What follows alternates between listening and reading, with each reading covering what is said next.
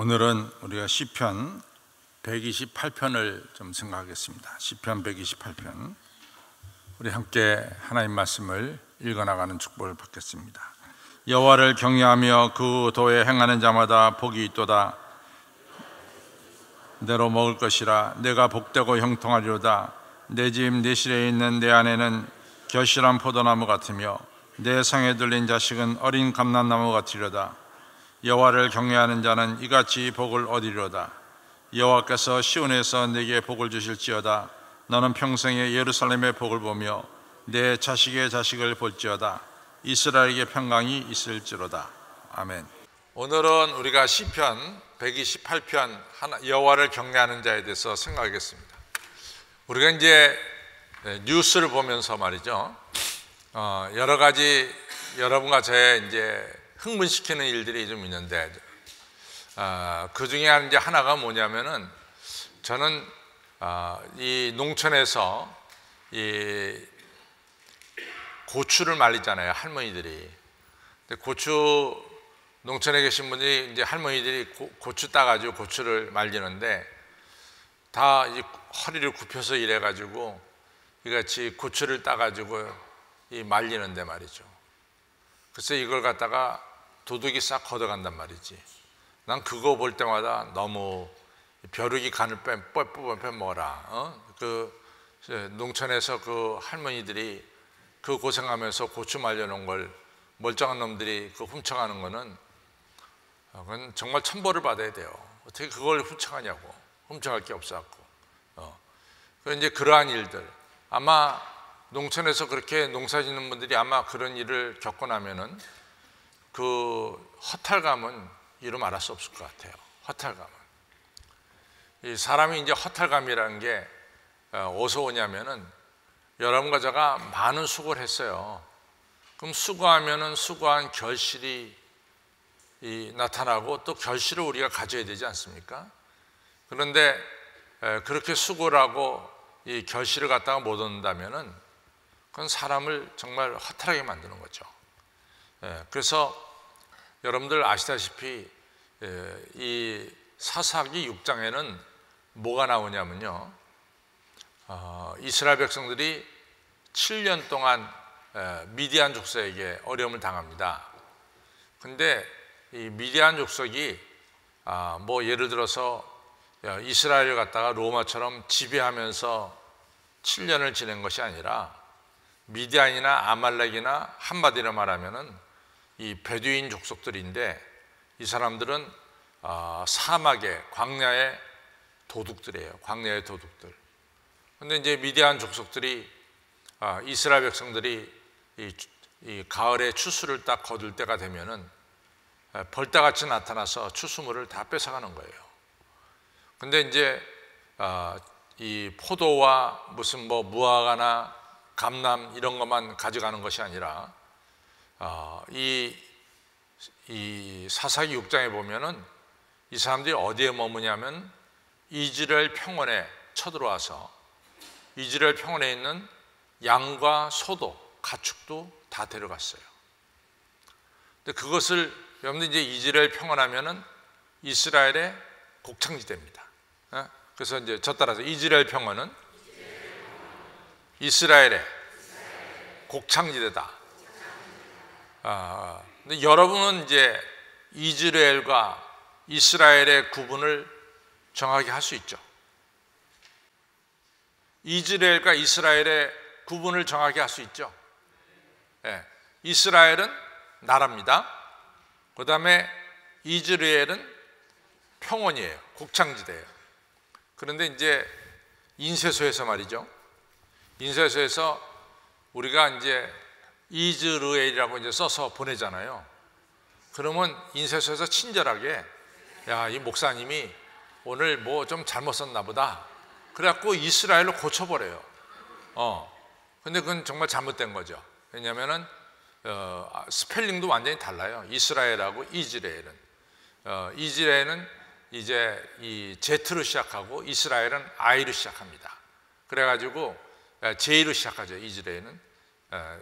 그래서 완전히 스펠링도 다른데, 이걸 잘못하면 이스라엘하고 이스라엘하고 하면은 이 발음이 좀 비슷하기 때문에 같은 거로 오해하는 경우가 있어요. 근데 이스라엘은 나라고 이즈라엘은 평원이다. 그래서 이스라엘에 쳐들어와 가지고 이 곡식 거둔 걸 갖다가 또 가축을 갖다가 미디안 족속이 몇 년을 뺏어갔냐면 무려 7년을 뺏어갔습니다. 7년. 그러니까 7년 동안 이 추수해서 걷어놓으면 다 뺏기니까 이스라엘이 견디질 못하는 거죠. 그래갖고 이스라엘 백성들이 하나님께 막 부르짖었어요. 하나님 좀 살려달라고 말이죠. 그래서 이제 하나님께서 그때 사사를 세우죠. 그때 사사가 누굽니까? 바로 기드온이에요. 그때 세운 사사가 바로 기드온입니다. 근데 기드온도 사실은 자기도 겁이 나가지고 큰 포도즙 틀에서 얼마 안 되는 이 밀 이삭을 갖다가 추수했잖아요. 근데 그때 하나님이 사자가 그 포도즙 틀 안에 들어가가지고 추수하는 기드온에게 큰 용사야 하면서 불렀잖아요. 그때 기드온이 왜 저한테 왜 큰 용사라 부릅니까? 본 모릅니까? 뭐 이러면서 하나님께서 자기를 큰 용사라 부른 것에 대해서 이제 상당히 거부감을 나타내죠. 그럼 하나님은 계속해서 기드온을 큰 용사라 불러가지고 결국 기드온을 통해서 7년 동안 이스라엘 괴롭혔던 미디안 족속을 물리치고, 그리고 기드온이 이 이스라엘에게 평화와 번영을 가져다 준 훌륭한 사사가 되는 거죠. 이처럼 우리가 이제 열심히 일했다가 그 추수물을 우리가 거두지 못한다는 것은 굉장히 허탈스러운 일입니다. 근데 반대로 여러분과 제가 일한 대로 그 대가를 받는 것은 그건 축복이에요. 당연하다고 생각하지만은 사실은 그게 큰 축복입니다. 너희가 손이 수고한 대로 너희가 결실을 얻을 것이다. 그게 축복입니다. 그래서 여러분들 너무나 당연하게 생각하지 말고, 여러분들이 한 달 일해서 한 달 그날 이 사례비를 받으면은 그것이 감사와 축복으로 꼭 받으시길 바랍니다. 당연한 것이 아니에요. 이 세상에는 일하고도 못 받는 사람도 상당히 많습니다. 그러나 일하고 우리가 그 결실을 얻는다는 것은 큰 축복이다라고 하는 사실입니다. 두 번째로 오늘 우리가 다룰 것은 뭐냐면은 이 경외라는 거예요. 경외 또는 경건. 경외와 또 경건이라고 하는 이야기입니다. 우리가 경외하면은 하나님을 두렵고 떨림으로 섬기는 것 갖다가 경외라고 그러죠. 그렇죠? 경외는 하나님을 두렵고 떨림으로 우리가 예배하고 찬양하고, 이것이 이제 우리가 경외라고 말할 수 있어요. 그러면 경건은 뭡니까? 경건. 제가 이제 상당히 많이 여러분들에게 말씀드렸거든요. 경건이 뭐냐? 경건이 뭐냐? 경건이 뭐냐? 경건이 뭐예요? 경건은 내가 하나님께 받은 은혜가 있어. 그렇죠? 내가 하나님께 받은 은혜가 있습니다. 나 같은 죄인을 위해서 예수님께서 십자가 달려 죽으셨어요. 그래서 그 십자가의 보혈로 말미암아 내 죄가 사함 받았어요. 예수님이 왜 나를 위해서 죽으셨어요? 나를 사랑하기 때문에 죽으셨어요. 우리가 그 은혜를 깨닫잖아요. 그렇죠? 그 은혜를 깨달으면 그 다음엔 우리가 어떻게 됩니까? 그 은혜 보답하는 생활을 해야지. 그 보답하는 것이 하나님을 찬양하는 것이 있을 수 있고, 또 하나님께 예배드리는 게 될 수도 있죠. 그렇죠? 그래서 경건이라는 것은 뭐냐? 내가 하나님께 받은 은혜에 대한 표현입니다. 내가 하나님께 받은 은혜에 대한 표현이에요. 저 따라 경건이란 내가 받은 은혜에 대한 표현이다. 그 표현이 찬양일 수 있고, 그 표현이 예배일 수 있고, 그 표현이 봉사일 수 있고, 그 표현이 헌물일 수가 있죠. 헌금 드릴 수. 그렇죠? 이런 받은 은혜에 대한 표현이 다 한마디로 말하면 경건입니다. 경건. 그런데 여러분과 제가 예배는 드리고 있어요. 그렇죠? 그런데 우리 안에 받은 은혜에 대한 감사가 없어. 은혜의 깨달음이 없어. 그런 걸 가르쳐서 뭐라고 말하냐면 경건의 모양은 있지만 경건의 능력을 상실했다고 얘기해요. 경건이라고 하는 것은 항상 여러분들 이같이 뭐 검정 옷을 입고 또 뭐 엄청나게 큰 목에 십자가를 달고 그리고 예배를 드린다. 아, 그 사람 참 경건하다. 꼭 그것만이 경건이 아니에요. 경건의 핵심은 여러분과 제가 하나님께 받은 은혜를 깨닫고 감사해서 찬양하고 예배하고 이것이 다 경건입니다.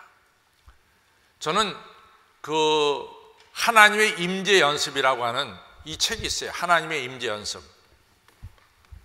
굉장히 하나님의 임재 연습. 로렌스 형제가 쓴 책이죠. 로렌스 형제가 쓴 책. 이 책은 기독교 2000년 역사 속에서 여러분 아시다시피 성경 다음으로 많이 팔린 책이 하나님의 임재 연습이에요. 근데 이 책에 이 로렌스 형제라는 사람은 알다시피 배운 게 없어요. 그리고 좀 몸도 좀 부실해요. 근데 은혜를 받았단 말이지. 은혜를 받아서 뭔가 좀 하나님께 영광 돌리고 싶어요. 그래서 수도원에 찾아갔어요. 수도원에 찾아가서 나를 갖다가 수도원에서 좀 들여보내서 일하게 해달라. 그랬더니 너같이 무식한 게 수도사는 될 수 없다 그랬어요. 나는 수도사가 되려는 게 아니라 그냥 수도원에서 수도사들을 섬겼으면 좋겠습니다. 그래서 거기 취직이 됐어요. 이 사람이 한 일이 뭐냐? 이 수도사들의 이 뚫어진 신발 있잖아요. 신발 꼬매는 일을 했어요. 또 이 사람이 한 일이 뭐냐? 수도사들이 먹을 밥을 했단 말이지. 밥을. 식당에서 일했어요. 그런데 이 로렌스 형제는 어디서나 하나님의 임재를 느껴요. 그 수도사들의 뚫어진 신발을 기울 때도 하나님의 임재를 느끼고 또 식당에서 이같이 수도사들의 밥을 준비할 때도 하나님의 임재를 느낍니다. 그러니까 로렌스가 말이죠. 식당에서 이 밥을 짓다 말고 이같이 막 물구나무 서기하고 뒹굴뒹굴 굴르고 그래요. 그러니까 수도 원장이 어떻게 그걸 봤어요. 그래가지고 이 로렌스를 불러다가 얘기합니다. 야, 이놈아, 너는 식당에서 밥은 하지 않고 왜 이렇게 물구나무 서기하고 말이지? 그 뒹굴뒹굴 구르냐 말이야. 그때 로렌스가 하는 말씀이 저는 식당에서 하나님을 뵙고 있습니다. 내가 하나님께 받은 은혜가 너무 많은데 내가 어떻게 하나님을 기쁘게 해드릴까? 그런 생각하다 보니까 자기가 잘하는 게 물구나무 서기라 이거지. 그래서 자기가 물구나무 서면서 하나님을 기쁘게 해드리려고 자기가 물구나무 서고 있고 뒹굴뒹굴 군다는 거야. 이게 경건이라고. 이게 경건이라고. 경건은 내가 하나님께 받은 은혜에 대한 표현이 경건입니다.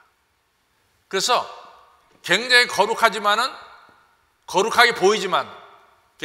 보이지만 그 안에 하나님께 받은 은혜에 대한 감격이 없다면 뭐예요? 그거는 경건의 모양은 있지만 경건의 능력을 상실한 거죠. 그러면 성경에 나오는 이 경건의 대표적인 것은 어디 있느냐? 경건의 대표적인 것은 저는 사도행전 10장에서 뽑습니다. 사도행전 10장에 보면 누가 나오냐면은 고넬료라고 하는 인물이라. 고넬료. 그래서 10장 2절에 보면은 뭐가 나오냐면 그가 경건하여, 사도행전 10장 2절에요. 그가 경건하여 온 집으로 더불어 하나님을 경외하며 백성을 많이 구제하고 기도에 항상 힘쓰더라. 딱 세 가지가 나와. 하나님을 온 집으로 더불어 경외하고 백성을 많이 구제하고 세 번째 기도에 힘쓰더라. 그가 하나님께 받은 은혜를 갖다가 세 가지를 표현했어요.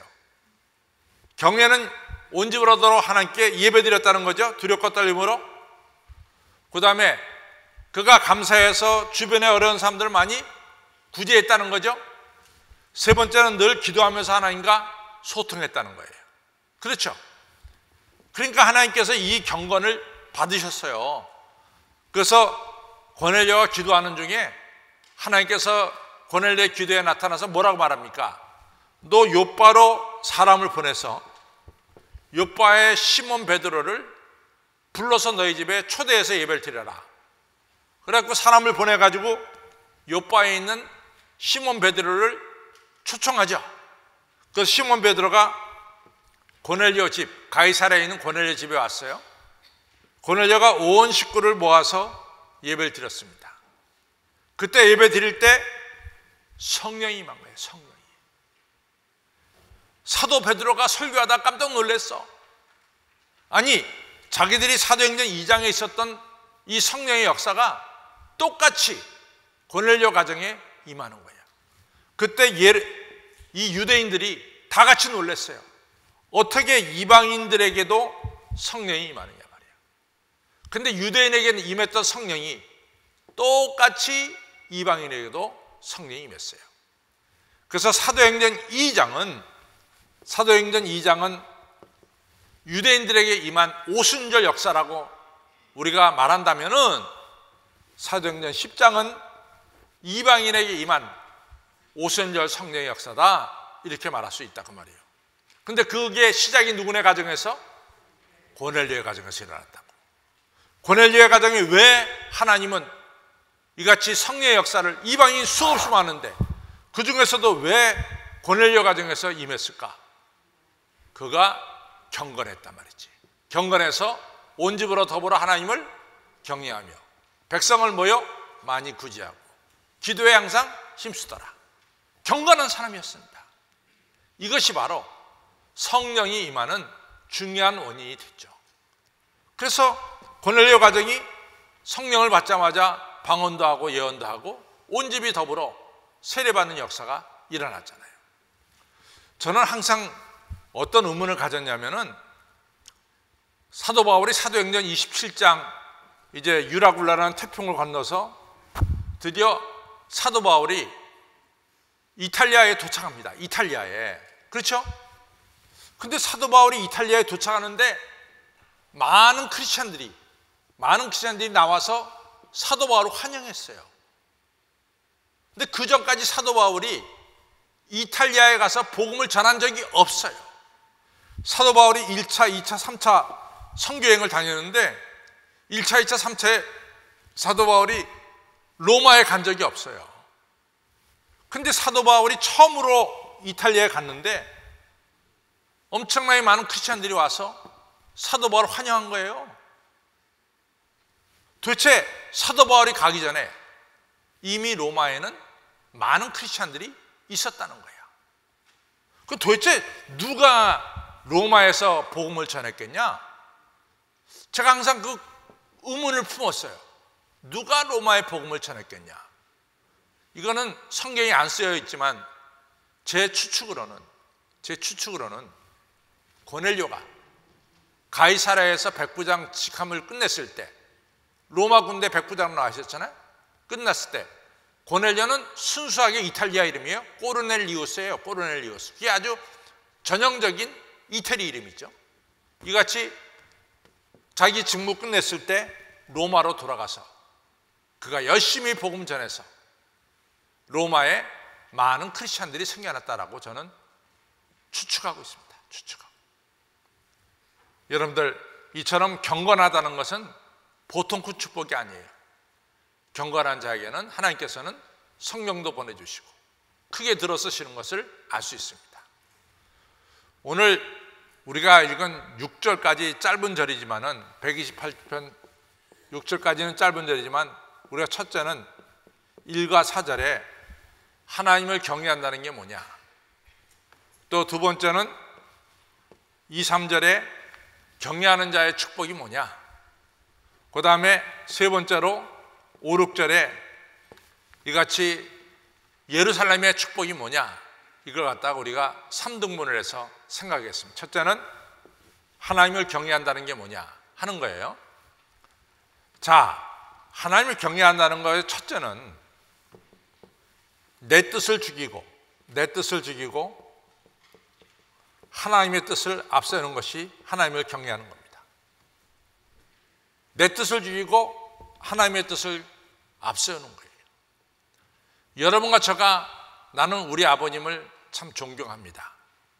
우리 아버님을 참 내가 두렵고 떨림으로 섬깁니다. 그러던 것은 여러분들 아버지의 뜻을 갖다 죽이는 게 여러분들이 아버지를 섬기는 거예요? 아니면 아버지의 뜻에 여러분들이 아버지의 뜻을 받들어서 이같이 나가는 것이 아버지를 섬기는 겁니까?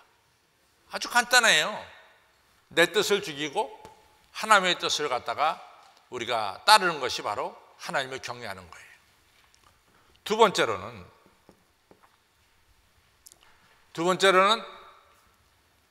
저는 로마서에 나오는 말씀이 굉장히 중요하다고 생각해요. 로마서가 전체가 16장까지 되어 있거든요. 근데 로마서의 1장부터 8장까지는 우리가 로마 3장에 보면 의인 없나니 한 명도 없다 그랬어요. 우리가 죄를 범하였으므로 하나님의 영광에 이르지 못한다 그랬어요. 그러니까 사도 바울은 우리가 죄인이기 때문에 하나님의 영광에 이를 수가 없다, 이걸 갖다 아주 전제로 말씀하죠. 그러면은 죄인된 우리가 어떻게 구원받느냐? 그것은 바로 하나님께서 독생자 예수를 보내셔서 여러분과 저의 죄를 대신 지시고 십자가에 달려 죽게 했다 이거죠. 그러니까 예수 그리스도의 이 피가 우리의 죄를 용서했다는 거죠. 씻어줬다는 거죠. 그럼 왜 예수 그리스도가 이같이 십자가에 달려 죽느냐? 그것은 로마서 5장 8절에 하나님께서 여러분과 저를 사랑하심으로 우리가 죄인 되었을 때 독생자 예수를 십자가에 달려 죽게 함으로써 우리를 향한 하나님의 사랑을 확증하셨다 그랬어요. 그래서 제가 지난주에 설교할 때 예수님의 십자가에는 두 가지 의미가 있다. 하나는 용서라는 의미가 들어있고 하나는 사랑이라는 의미가 들어있다 그랬어요. 바로 그 이야기를 1장부터 8장까지 한다고. 그래서 우리가 1장 8장을 통해서 우리가 어떻게 구원받았냐를 깨닫게 됐어요. 그 다음에 9장, 10장, 11장은 자기 유대인들에 대한 말씀을 전해요. 9장, 10장, 11장은.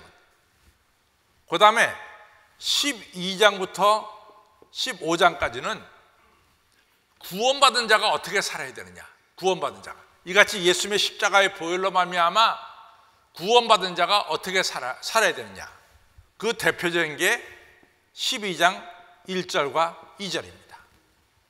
12장 1절, 내가 하나님의 모든 자비하심으로 너희를 권하노니 너희 몸을 거룩한 산 제사로 드려라.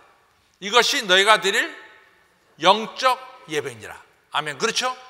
너무 중요한 말씀이에요.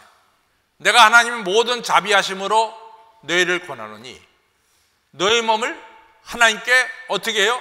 거룩한 산 제물로 드려라.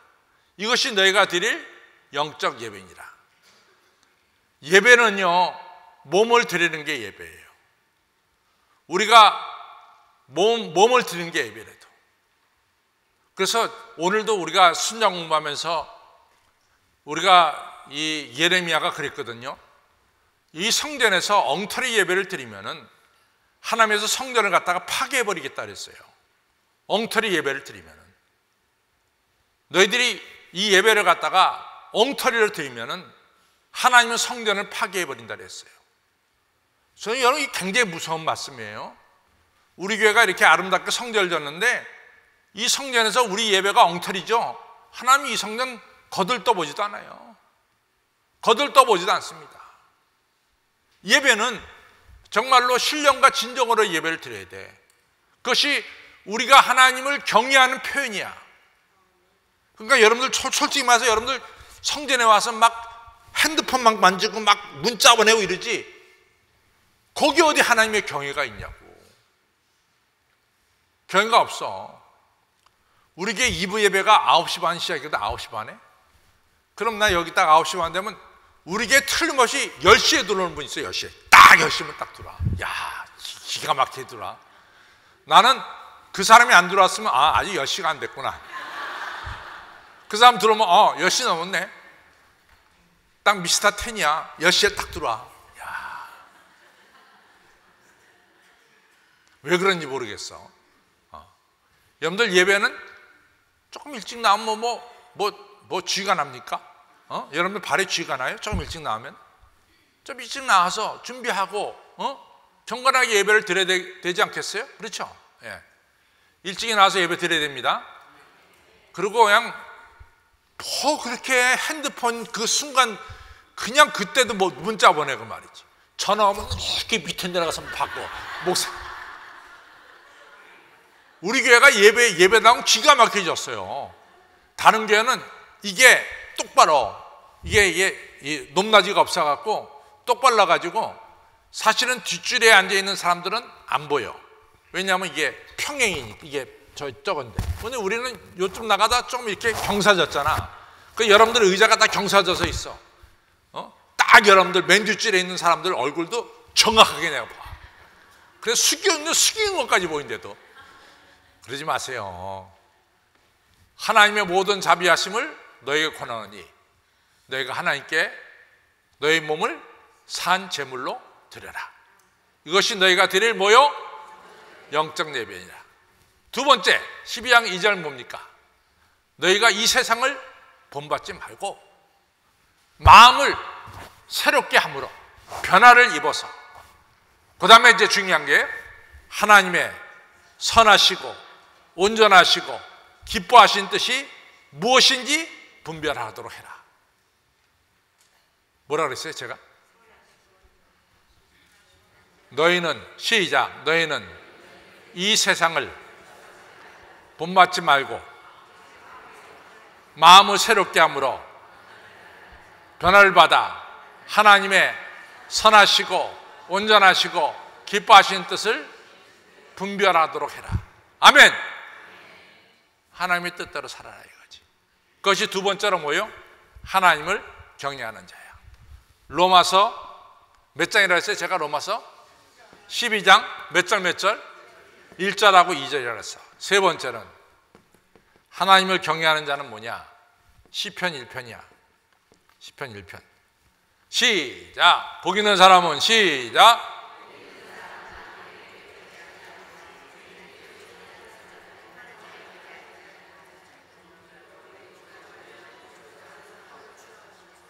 오직 여호와의 율법을 뭐요?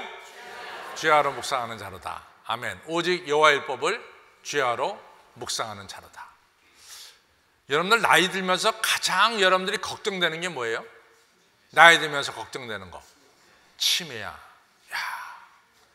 나 들면서 가장 걱정되는 게 치매야. 치매.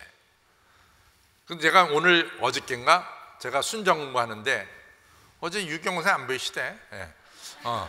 어제 이제 순정 공부하는데 제가 이제 그 몇 번을 갖다가 했는데 저는 안 한 줄 알고 또 시켰어요. 그랬더니 우리 교인들이 저보다 나이가 들은 교인들이 굉장히 자기들이 안심이 된대.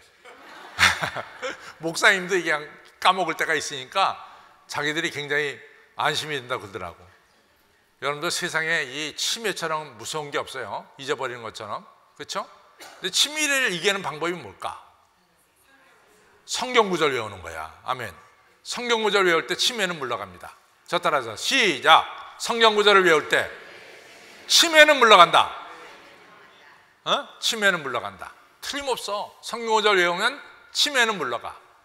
막 치매가 시작되지. 그러면 여러분들 생각이 내가 성경 말씀보다는 유행과 가사를 너무 많이 알았구나. 정확해. 성경 말씀을 아는 자는 치매가 물러가요. 치매가. 뭐 어떤 분들은 목사님 뭐 의학도 공부하지 않았는데 어떻게 그런 얘기를 합니까? 나는 신학을 공부했거든. 의학 대신. 그러니까 하나님 말씀을 얘기하죠. 오케이. 자, 이같이 합니다. 그 다음에 두 번째 2, 3절이야. 우리 2, 3절을 좀 읽어봅시다. 이게 참 중요해. 2, 3절. 시편 우리 128편 1절 같이 읽죠. 시작. 여호와를 경외하며 그 도에 행하는 자마다 복이 있도다 라고 했어요. 여호와를 경외하는 것은 세 개라 그래서 첫째는 내 뜻보다 아버지의 뜻을 앞세우는 것이고, 두 번째는 로마서 12장 1절 2절, 그렇죠? 우리 몸을 거룩한 산제사로 드리는 것이고, 하나님의 선하시고 온전하시고 기뻐하신 뜻을 우리가 구별해서 쫓는 것이고, 그 다음에 복 있는 사람은 악인의 길을 쫓지 않고 오직 여호와의 법을 주야로 묵상하는 자가 하나님을 경외하는 자다. 이같이 하나님을 경외하는 자는 2절 시작, 내가 내 손이 수고한 대로 먹을 것이라 내가 복되고 형통하리로다. 여러분들이 수고한 대로 결실을 얻게 됩니다. 수고한 대로 결실을 얻게 돼요. 그 다음에 3절 시작, 내 집 내 실에 있는 내 아내는 결실한 포도나무 같으며 내 상에 둘린 자식은 어린 감람나무 같으리로다. 이스라엘에 3대 나무가 있어요. 3대 결실나무가. 그렇죠? 3대 결실나무가 있죠. 첫째는 뭐죠? 첫째는 무화과 나무야. 무화과는 뭐냐면은 식용이야, 식용. 두 번째 뭐가 있을까요? 포도나무가 있어요. 포도나무는 기쁨을 상징해. 기쁨. 결혼식 때나 이런 기쁨의 일 때 포도나무. 세 번째 뭐예요? 감람나무야. 감람나무는 어떻게 쓰냐면 세 가지 용으로 써요. 세 가지. 첫째는 의료용으로 써. 의료용으로. 두 번째는 성전에 기름으로 사용해. 불빛 때. 그렇죠? 세 번째는 목사님이나 제사장이 될 때 기름 부음을 불 때 그 기름이 뭐예요? 감람류야. 그래서 감람류는 첫째는 상처난데 여리고로 내려가다가 강도 만난 자가 상처받았죠? 그 상처받은 자에게 무슨 기름을 발랐어? 감람류를 발랐어.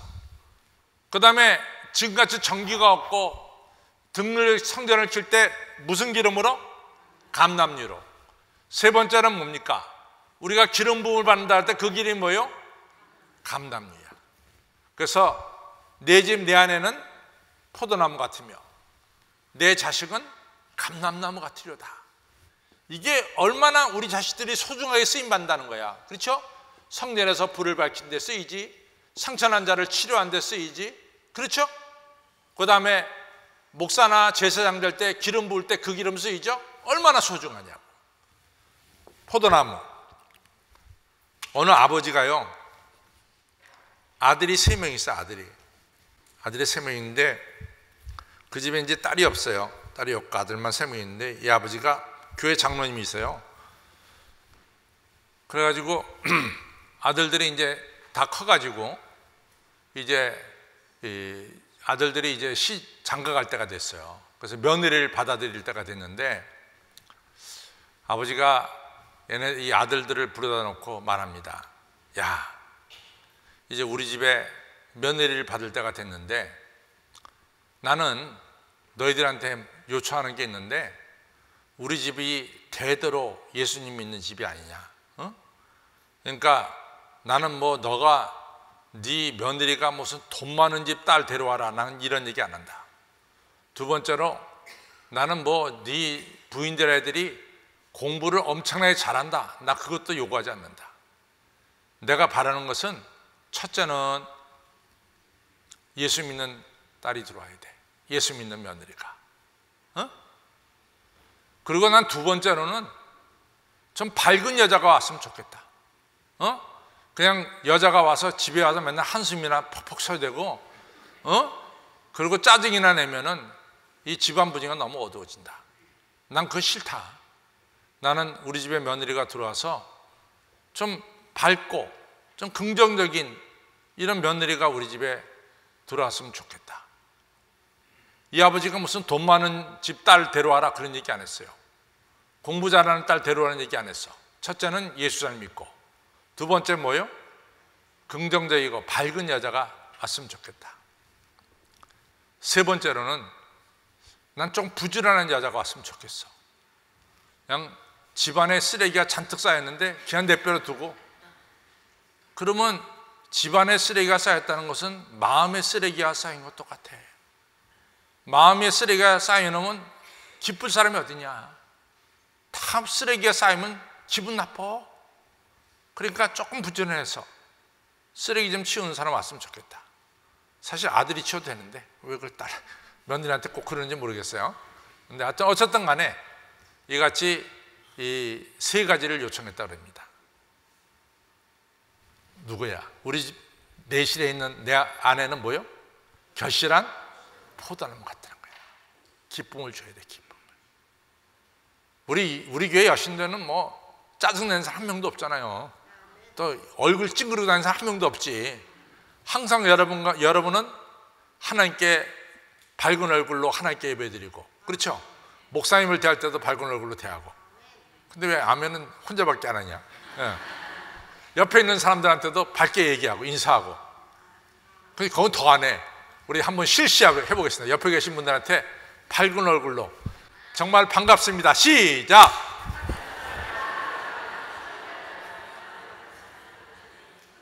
결실한 포도나무 같아요. 결실한 포도나무. 아니, 난 사실 목회하면서요, 어떨 때는 어느 교인들이 저한테 너무 잘해. 목사님 정말. 근데 어떨 때 보면요, 이건 완전히 냉장고야. 날 처음 본 듯이 말이지, 쫙 보고서 가. 내가 그러면요, 속으로 집에 와서 얼마나 고민하는지 아세요? 내가 저분한테 도대체 뭘 잘못했길래 저분이 나한테 오늘 짜내보지? 근심과 걱정이 생겨. 그러면 이제 그 다음에 그분 보면 나 피해. 나 목회에 도움이 안 될 것 같아서. 찡그리면 내 설교가 안 되잖아. 여러분들 일정해야 돼, 일정. 그렇죠? 네, 일정해야 돼. 막 죽 끓듯이 막 끓었다가 이러는 게 아니라 항상 우리가 밝은 얼굴로, 긍정적인 마음으로. 그렇죠? 네. 다시 한번 밝은 얼굴로 반갑습니다. 시작. 그냥 우리에게만 오면 웃음꽃이 넘치는. 남자들도 똑같아. 남자가 시시하게 말이지. 맨날 바뀌고 말이지. 열탕, 냉탕 남자들이 왔다 갔다 하면 더 꼴불견이 남자들. 남자가 좀 일정해야지 말이지. 우리 다시 한번 남자들도 옆에 분들에게 저녁 때 뵈니까 더 반갑습니다. 시작. 자, 그 다음에 갑시다. 그 다음에 우리가 5절 6절을 보겠습니다. 5절 6절 시작. 여호와께서 시온에서 내게 복을 주실지어다. 너는 평생에 예루살렘의 복을 보며 자식의 자식을 볼지어다. 이스라엘에게 평강이 있을지어다. 하나님을 경외하는 자에게 또 주어지는 축복이 뭐냐? 너 예루살렘의 복을 본다는 거예요. 예루살렘 복은 뭐냐? 성전에 나와서 예배드리는 축복을 받는다는 거죠. 제가 얼마 전에 안준호 집사님 장례식을 치렀어요. 근데 이 안준호 집사님은 2차에 사셨거든요. 2차에. 그런데 우리에게 오셨다고. 근데 이제 부인이 먼저 세상을 떠났어요. 근데 이제 이 큰 아파트, 2차에서 제일 큰 아파트에 살고 계셨는데 부인이 세상을 떠나니까 아들들이 와가지고 아버지, 우리하고 같이 삽시다. 그 이분이 2차 아파트를 팔고 어디로 갔냐면 잠실로 갔어요. 잠실을 갔는데도 교회 꼭 나왔어. 매주일 나왔어. 내가 너무 감사했어요. 꼭 나왔어요. 우리 임기철 장로님 그 연배신데 꼭 나오셨어. 근데 어느 날부터 이분이 몸이 아프기 시작했고 교회를 못 나왔어. 며느리한테 나는 교회 가고 싶다. 조금만 나도 난 교회 가고 싶다. 이게 그분의 노래였어. 근데 그 노래가 다 이루어지지 못했지. 못 나고 나서 글로 세상 떠나셨어요. 여러분들 오늘 교회 나왔다는 건 우리가 건강하다는 거야. 영적으로 건강하고 육적으로 강건하다는 거야. 아멘. 그렇죠? 교회 열심히 나오시기 바랍니다. 교회 나오는 게 축복이야. 교회 나오는 게. 그렇지 않아요? 교회 못 나오면 이게 축복이 아니라고. 뭔가 고장이 났어. 둘 중에 하나야. 육적으로 고장 났든지 영적으로 고장 났든지. 그러니까 교회 못 나오는 거야. 교회 나오면은 영육간에 강건하기 때문에 나온 거야. 말씀들은 잘하세요. 딱 영육간에 강건하기 때문에 나온 겁니다. 자, 우리가 교회 나오는 것이 축복입니다. 시작. 자식의 자식을 볼지어다.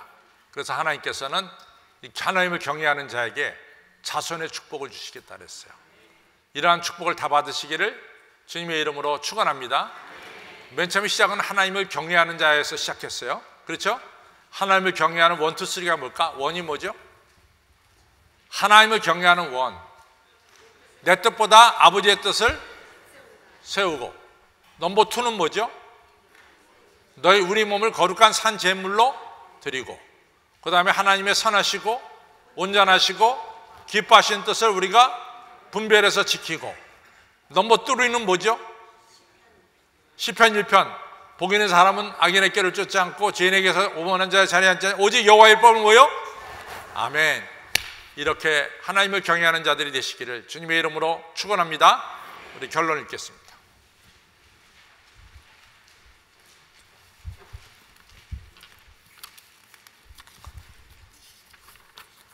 같이 읽습니다. 시작. 인생을 살다 보면 아무리 수고해도 결실이 없을 때도 있습니다. 이때는 허탈해지고 인생을 살아갈 힘도 잃게 됩니다. 그런데 하나님을 경외하는 자에게는 하나님께서 그 수고의 열매를 주시겠다고 하셨습니다. 더 나아가 가정의 기쁨과 평화와 축복을 주시겠다는 것입니다. 성도 여러분, 하나님을 경외하시기 바랍니다. 하나님이 창조되신가 만물을 다스림 깨닫고 두렵고 떨림으로 하나님께 예배드리며 하나님 말씀에 순종하시기 바랍니다. 그래서 하나님께서 내려주신 결실이 있는 삶, 가정이 천국이 되는 삶, 하나님 나라 갈 때까지 교회에 나가 하나님께 예배드리고 찬양하는 축복의 삶을 사시기를 주님의 이름으로 축원합니다. 예.